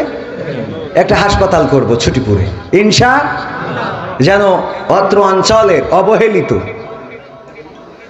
যারা সুবিধা বঞ্চিত সেই মানুষগুলো যেন সেবা পায়, তার জন্য একটা হাসপাতালের পরিকল্পনা চলছে। আল্লাহ যেন কবুল করেন, বলেন আমিন। ইনশাআল্লাহ হয়ে যাবে। ওয়াজ করি যে টাকা পায়, কোনে রাখবো এসব? এগুলো করার দরকার আছে না নাই? মাদ্রাসা করে দিয়েছি গত বছর 1000 টাকা দিয়ে, আর এইবারের কিছু টাকা দিয়ে আলহামদুলিল্লাহ মাদ্রাসা কমপ্লিট। গত বছর করেছি, গত বছর মানে এই 2025-এর শুরু করেছি 200 ছাত্রছাত্রী। চিন্তা করতে পারেন এ দিয়ার মালিককে? আমি চিন্তা করছিলাম 50 জন হয় কিনা, 200। আর আমার যারা সহযোগী আছে তারা জানে যে প্রতিদিন আমরা ফেরত দিই, প্রায় প্রতি সপ্তাহে আসে যে বাচ্চা ভর্তি করবে। আমাদের ক্যাপাসিটি নাই। বললাম যে মাপ চাই, আপনারা জানুয়ারিতে আসেন ইনশাআল্লাহ। আমার উস্তাদ মাহবুবুর রহমান আছে সামনে, উনিও জানেন প্রতিনিয়ত অভিভাবকরা জোর করে এসে বাচ্চা নিয়ে ক্লাসে বসে থাকে। কয় ভর্তি নেন আর না নেন, বসে থাকলাম। এই বছর আশা করছি যে 400 প্লাস হয়ে যাবে ছাত্রছাত্রী, এবং পড়ার মান আলহামদুলিল্লাহ। আপনার ছেলে জেনারেল পড়বে, কিন্তু ক্লাস 8-এর মধ্যে ও কোরআনের 30 নম্বর পারাটা মুখস্থ করে ফেলবে। শুধু তাই না, ও এসএসসি পাস করবে, আইএ পাস করবে, অনার্স করবে, মাস্টার্স করবে, গ্রামে আসবে, জুমার মসজিদের খুতবা দেবে। হ্যাঁ, এমন স্কলার তৈরি করব। খালি মনে করেন মাওলানা হইলেই নামাজ পড়াইতে পারে, হুজুর না হইলে পারে না। হুজুর বাদেও নামাজ পড়াই দেখাই দেবো যে ওরা কিরাম পারে। আমার থেকে বড় বড় হুজুর হবে, ওয়াজ করবে, তা আমি সামনে বসে শুনবো খালি। আর আমার একটাই উদ্দেশ্য, যদি পরকালের ময়দানে কোনো একজন ছাত্র বলে, আল্লাহ আমি কবির বিন সামাদের প্রতিষ্ঠিত মাদ্রাসায় পড়তাম, আল্লাহ তুমিও জাহান্নামে নিও না, ওর একটু ক্ষমা করে দাও, আমার এইটাই সার্থকতা। এর বাইরে আর কিছু নেই। পরকালে যদি একজন দাঁড়াই বলে, আল্লাহ জেনে ওর নিয়ে যাচ্ছ, আল্লাহ ও তো আমাদের হুজুর ছিল, ও তো জীবনে পাপ করেছি আর বুঝতে পারিছি, আল্লাহ ক্ষমা করে দাও, আমি ওই হুজুরি মাদ্রাসার ছাত্র ছিলাম, এইটাও আল্লাহ রাব্বুল আলামিন এতটুকুতে জাহান্নামের আগুনটা মাফ করে দিতে পারে। বলেন সুবহানাল্লাহ। কোন আমলে আল্লাহ মাফ করবেন, কোন আমলে আল্লাহ ক্ষমা করবেন আমরা কেউ জানি? বুখারী শরীফের হাদিস, সময় নেই, ওইটা আরেকদিন এসে শোনাবানি, আর যদি সুযোগ পাই বলবো, শুনবেন। একটা সুন্দর হাদিস আছে যেটা আপনার জান্নাতে যাওয়ার। চরমনায়ের পীর সাহেব মরহুম রাহিমাহুল্লাহ খুব সুন্দর একটা কথা বলতো, ওগো আল্লাহর বান্দারা, তোমরা হতাশ হও না, নিরাশ হও না। যদি এমন হয় পরকালের ময়দানে সমস্ত মানুষ জান্নাতি হয়ে গেছে, একজন মাত্র জাহান্নামী, তাহলে তুমি যেন মনে করো না ওই একজন তুমি হইতে পারো না। এটা মনে রাখবা না, মাথায় রাখবা, সব মানুষ যদি জান্নাতি হয়ে যায়, তুমি একজন যদি জাহান্নামী হয়, সেই একজন আল্লাহর বান্দা তুমিও হয়ে যেতে পারো। আবার যদি সব মানুষ জাহান্নামে যায় আর একজন মানুষকে যদি আল্লাহ জান্নাতে দেয়, তবে তুমি আশা ছাড়বা না। আল্লাহ রাব্বুল আলামিন বলেছেন, লা তাকনাতু মির রাহমাতিল্লাহ, আল্লাহর রহমত থেকে নিরাশ হয়ো না, আশা ছাড়বা না আল্লাহর বান্দা, যে সব মানুষ জান্নাতি হয়ে গেল, সব মানুষ জাহান্নামী হয়ে গেল, একজন জান্নাতি, ওই একজন আমি হব না। আল্লাহ যদি চান ওই একজন আল্লাহর বান্দা তুমি হয়ে যেতে পারো। আব্দুল কাদের জিলানী মাঝে মাঝে কান্না করতেন আর বলতেন, ওগো আল্লাহ, তুমি যদি আমারে জাহান্নামে দাও, তুমি যদি আমারে জাহান্নামে দাও, আমি দুঃখ করব না, কিন্তু তুমি যদি আমারে জান্নাতে দাও, তা আমার দুঃখ থাকবে। এই কারণে তুমি যদি আমারে জান্নাতে দাও, আর যদি কোনোদিন আমার খবর না নাও, কোনোদিন আমারে যদি একটু নাম ধরে না ডাকো, আব্দুল কাদের জিলানী কেমন আছো, কেমন লাগে তোমার, জান্নাত কেমন হলো, যদি আমার খোঁজ না নাও, তাইলে আমি জান্নাতে থেকেও কষ্ট পাবো।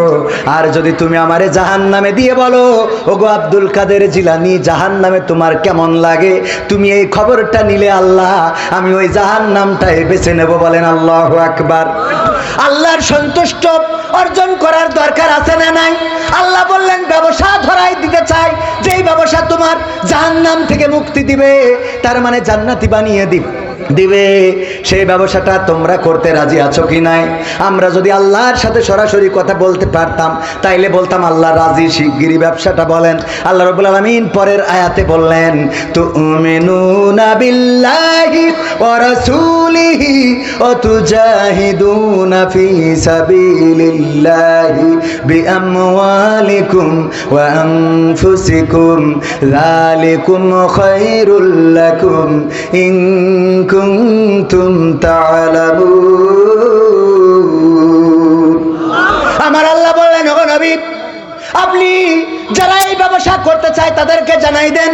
আল্লাহ কোরআন দিয়ে নবীর মাধ্যমে জানিয়ে দিলেন, আর সেই ব্যবসাটা হলো তুমিনুনা বিল্লাহ, আমি আল্লাহর প্রতি ঈমান আনতে হবে, ওয়া রাসূলিহি, এবং আমার রাসূলের প্রতি ঈমান আনতে হবে, ওয়া তুজাহিদুনা ফি সাবিলিল্লাহ, এবং প্রচেষ্টা করতে হবে আল্লাহর রাস্তায়। কার রাস্তায়? জিহাদ মানে লড়াই করা, মারামারি করা, ফাটাফাটি করা, কাটাকাটি করা, এটাই সীমাবদ্ধ নয়। জিহাদ শব্দের অর্থ হলো প্রচেষ্টা করা, আল্লাহর রাস্তায় প্রচেষ্টা করা। সেটা হতে পারে মসজিদ নির্মাণ, হতে পারে মাদ্রাসা নির্মাণ, হতে পারে টিউবওয়েল পোতা, হতে পারে মানুষের জন্য গাছ লাগানো। আল্লাহর রাস্তায় এই কাজগুলো করার জন্য আল্লাহ বললেন, যদি আমার রাস্তায় প্রচেষ্টা করতে পারো, বিয়াম ওয়ালিকুম, মাল দিয়ে, ও আনফুসিকুম, এবং জান দিয়ে, তবেই তোমরা সফল কাম হয়ে যাবে। বলেন সুবহানাল্লাহ। সফল কাম করে দিবেন কে? এই ব্যবসা করার দরকার আছে না নাই? বলেন আছে না নাই? গলার আওয়াজ একটু জোরে বলেন, আছে না নাই? হাত উঁচু করে বলেন, আছে না নাই? জোরে হাত উঁচু করেন, টানটে, আছে না নাই? হাত উঁচু করেছেন ভাইরা আমার, আমি দেখে লাভ নাই, দেখেছেন কি? আল্লাহর রাস্তায় যদি ব্যবসা করতে পারেন, আল্লাহ রাব্বুল আলামিন আপনাকে ব্যবসায় যদি উত্তীর্ণ করেন, দুনিয়া এবং আখিরাতে কল্যাণ দিতে পারে না? পারে না? বলেন পারে না? পারে না? সবচেয়ে বড় ভাগ্যবান তো সে যে আল্লাহর সাথে ব্যবসা করে। আল্লাহ রাব্বুল আলামিন বলেছেন, ইন্নাল্লাহা আশতারা মিনাল মুমিনিনা আনফুসাহুম ওয়া আমওয়ালাহুম বিআন্না লাহুমুল জান্নাহ। আমার আল্লাহ বলছেন, ওগো আমার বান্দারা, তোমরা তোমরা শুনে নাও, তোমরা আমার রাস্তায় যদি ব্যবসা করো, তোমাদের মাল দিয়ে আর জান দিয়ে যদি ব্যবসা করতে পারো, বিনিময়ে আমি তোমাদের জান্নাতটা তোমাদের কাছে বিক্রি করে দিই। দলিল করা আছে, স্টাম্প করা আছে। পরকালে এসে বলবা, আল্লাহ আমি টাকা দিলাম, জমি দিলাম, তুমি আমার বেহেশতটা বুঝিয়ে দাও। আল্লাহ রাব্বুল আলামিন বুঝিয়ে দিবেন। বলেন সুবহানাল্লাহ। আল্লাহ বুঝিয়ে দিবেন না দিবেন না? আল্লাহ কোরআনেই বলে দিয়েছে। কিসে বলে দিয়েছে? শুধু তাই না, আল্লাহ আরো বলেছেন, ওগো আমার বান্দারা, তোমরা ব্যবসা করো, ব্যবসা করো সেই দিন আসার আগে যেই দিন তোমাদের সাথে আমার আর কোনো লেনদেন চলবে। লেনদেন চলবে? বুড়ো হয়ে গেছেন, এখন আর মাথায় কাজ করে না, এখন দাঁত পড়ে গেছে, ভালো খাতিও পারেন না। ওই সময় মনে হইলো আল্লাহর রাস্তায় দান করবেন, বললেন যে ওই পুবির মাঠের 1 বিঘে জমি মসজিদের নামে দিয়ে দেবো। ছেলে বলছে, এত সোজা পাওনি, এই 1 বিঘে জমি দিতে গেলি ছেলের বাধা আছে না নাই? আমি একটা মাদ্রাসার খবর জানি, যেই মাদ্রাসার জমি তার বাবা দিয়ে গিয়েছে, বাবা দান করেছে, বাবা মারা গিয়েছে। ছেলেরা বলতেছে এত দামি জমি বাবা মাদ্রাসার জন্য দিয়েছে, এখন উদ্ধারের জন্য আমরা চেষ্টা করতেছি। উদ্ধারের জন্য কি কাছে বুঝে দেখেন, দিয়ে গেছে তাই উদ্ধারের জন্য চেষ্টা করছে। আর যদি না দিয়ে যে তোরে, তাইলে ওই সন্তান কোনোদিন মাদ্রাসায় কি 2 টাকা দিত? আমি বানাই বলছি না, নাম বললে আবার পরে আমার ধরে ফেলবে না, এই জন্য বললাম না। ও আমার ভাইয়েরা, এই জন্য ব্যবসা করতে হবে সেই দিন আসার আগে, যেই দিন আমাদের সাথে আল্লাহর লেনদেন করবে। বলেন করবে? আল্লাহ লেনদেন করবে না। মারা যাওয়ার সময় যদি বলেন, আল্লাহ একটু সুযোগ দাও, একটু সুযোগ দাও, আমি কিছু দান করতে চাই, তোমার পথে কিছু দিয়ে যেতে চাই, ওই দিন আল্লাহ বলবে তোর দেওয়ার জন্য 60 বছর হায়াত দিলাম, এত আজমপুরি ওয়াজ হইলো, কবির বিন সামাদ গলা ফাটাইলো, তাও যখন তোর পকেটের টাকা বের হয়নি, এখন আজরাইল পাঠাচ্ছি, আর কোনো কথা কইস না, চুপচাপ মর। কথা কয় না? ওই দিন আর কাজে আসবে না, ওই দিন আপনার সাথে আল্লাহ ব্যবসা করবে না। সুতরাং ব্যবসা করতে হবে সেই দিন আসার আগে। আমরা রাজি আছি না নাই? সেই দিন কবে আসবে বলেন তো? হ্যাঁ, এখনই আসতে পারে, তাহলে তাড়াতাড়ি, দেরি করে কাজ নেই। এই ভাই ভাই, আপনারা গল্প করলে আমি ওয়াজ করবো কি করে? মজমা তো এখানে বসেছেন, দেন মেম্বার সাহেব, ওই মরি যাবেন কখন তা তো বলা যায় না। আল্লাহ বলিস মরি গেলে আর ব্যবসা হবে না, তা এখনো মরি যেতে পারেন, তাড়াতাড়ি দেন। কিটা কত দেবেন? আমার আকবর সাহেব, যিনি জমি বিক্রি করে 2 লাখ টাকা দিয়েছে, নারায়ে তাকবীর, লিল্লাহি তাকবীর। আকবর মানে কি? আকবর মানে কি বলেন, জোরে বলেন। বড়। লিল্লাহি তাকবীর, তাকবীর মানে আকবরের অংশ। লিল্লাহি তাকবীর মানে আল্লাহর নামটা বড় করে বলো। এই আমি বলতেছি আর আপনারা না, তাকে আপনারা ওয়াজ শুনে এখানেই মানতেছেন না, তো বাড়ি গেলে মানবেন। লিল্লাহি তাকবীর, এই আওয়াজ, বিশাল সাহস। বলছে সুন্দরবনের তে বাঘের লেজ কেটে নিয়ে আসি। বলছে সত্যি? বলছে কি মনে করেন? বলছে এই হইলো আমার সাহসী ঘটনা, জীবনে বাঘের লেজ কেটে আনা সুন্দরবনের তে। বলছে যে তা মাথা বাদ দিয়ে তুই লেজ কাটলি কেন? বলছে মাথায় 1 সপ্তাহ আগে কিটা কেটে নিয়ে গে, মাথায় 1 সপ্তাহ আগে কিটা কেটে নিয়ে গেছে, তাই আস্তে আস্তে কইছে এই লেজ কেটে নি। ওর জীবনের সাহসী ঘটনা যে বাঘের লেজ কেটে গেছে। চিন্তা করা যায়। আমাদের অবস্থা হইলে এইটা, আল্লাহর তাকবীরটা বড় করে দিতে বলেছে আর আপনি তত আসতে দিচ্ছেন। লিল্লাহি তাকবীর, এই আওয়াজে বাতিল পালাবে না, এই আওয়াজে বাতিল ইয়ানত নিয়া বন্ধ করবে। আমি সাদার কথা বলিনি কিন্তু, কি নিয়া? জোর করে আর কি। ও আমার ভাইরা বলেন লিল্লাহি তাকবীর, নারায়ে তাকবীর। আকবর আলী, আকবর আলী, যে আকবর সাহেব জমি বিক্রি করে, এখনকার সময় জমির দাম কত? আরে আমার মা জমি বিক্রি করলেন আমার বাবা মারা যাওয়ার পরে 1 লাখ টাকায় 1 বিঘে, 3 বিঘে জমি বিক্রি করলেন 3 লাখ টাকায়। আর আমার এখন 1 বিঘে জমি কিনতে হয় 30 লাখ টাকায়। ভাইরা আমার, এই বর্তমান সময়ের জমি বিক্রি করে দেওয়ার লোক কি পাওয়া যায়? তাইলে এই লোকটার জন্য দোয়া করার দরকার আছে না নাই? আল্লাহ তুমি যে নামটা তার পিতামাতা রেখেছিল আকবর আলী, ওগো আল্লাহ তুমি তারে বড় করে রেখো, দুনিয়ার জমিন এবং আখেরাতে জান্নাতেও তুমি তারে বড় জায়গাটা দান করে দিও। বলেন আমি। টাকা দিয়েছেন কয় লাখ? জোরে বলেন কয় লাখ? সবাই বলেন কয় লাখ? জোর হলো না, আরো জোরে কয় লাখ? 2 লাখ টাকা দিয়েছেন। আর সভাপতি আমার পাশে বসা, আমি তো এখনো গুনতেই পারলাম না, টাকার অঙ্ক দেখে মনে হচ্ছে 5,000 টাকা। হ্যাঁ, হুজুরটা নিয়ে অপাস হয়ে গেছে তো, ও ধরি বলতে পারি কম আছে না বেশি আছে? 5,000 টাকা। লিল্লাহি তাকবীর। আমার মামা বিদেশ থেকে পাঠাইছে 5,000 টাকা। নাম কি শুনে? মশিয়ার রহমান। মশিয়ার রহমান।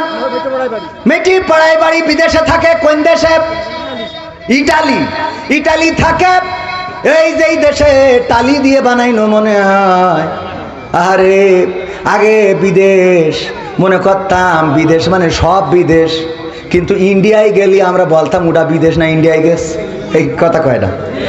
ইন্ডিয়াও বিদেশ না, বিদেশ না, কিন্তু কেউ বলে না যে বিদেশ না, ইসকা ইন্ডিয়ায় গে। এই কেন ইন্ডিয়াও বিদেশ? যে ইন্ডিয়ায় যাবে ওরকম বিদেশে আছে। কি পাগল আমরা! ইন্ডিয়া বিদেশ না। কিটা? আতিকুলের মা 5,000। ওরে খুদা, এত টাকা! আমার আজ ভাল লাগছে। নারায়ে তাকবীর। 2 লাখ দিয়ে শুরু। সভাপতি আপনি 5,000 টাকা দিয়েছেন, আর সভাপতি হিসেবে আর 5টা ব্যাগ সিমেন্ট দেন। আল্লাহ কবুল করুক। আলহামদুলিল্লাহ। নারায়ে তাকবীর। কয় ব্যাগ? কয় ব্যাগ? মাদ্রাসা বানানোর জন্য সিমেন্টের দরকার আছে না নাই? মিছিলের জন্য প্রস্তুতি নেন, লাগা লাগা। মিছিলের প্রস্তুতি দরকার আছে না নাই? এই জন্য আগামী দিনের জন্য প্রস্তুতি নেন। তাহলে উনি টাকা দিয়েছে কয় হাজার? জোরে বলেন কয় হাজার? মসজিদ বলদা বাজার। তো আমি তো সে নাম বলি পারিনি। আমার সভাপতি ইসরাফিল সাহেব 5,000। আর ইটালি থাকে মশিয়ার মামা দিয়েছে 5,000। আর কার মা দিয়েছে? মসজিদ। কার মা? মসজিদ। মসজিদ। মাজিদ সাহেবের মা, আব্দুল মাজিদ সাহেবের মা 5,000। আর লাস্টের 5,000 কিটা? মসজিদ দিয়েছে। মাজিদ 5,000। আর কার মা দেশ 5,000? বলদা বাজার। আতিকু। তো এটা কোয়েশ্চেন না কেন? আমার কি নেটওয়ার্কে অত টের পায়? নিজে বিয়ে করিস কিনা এটা তো এখন মন থাকে না টাকা হওয়ার পরে। ও আমার ভাইরা, তাহলে কার মা? আতিকুরির মা কয় হাজার? জোরে বলেন কয় হাজার?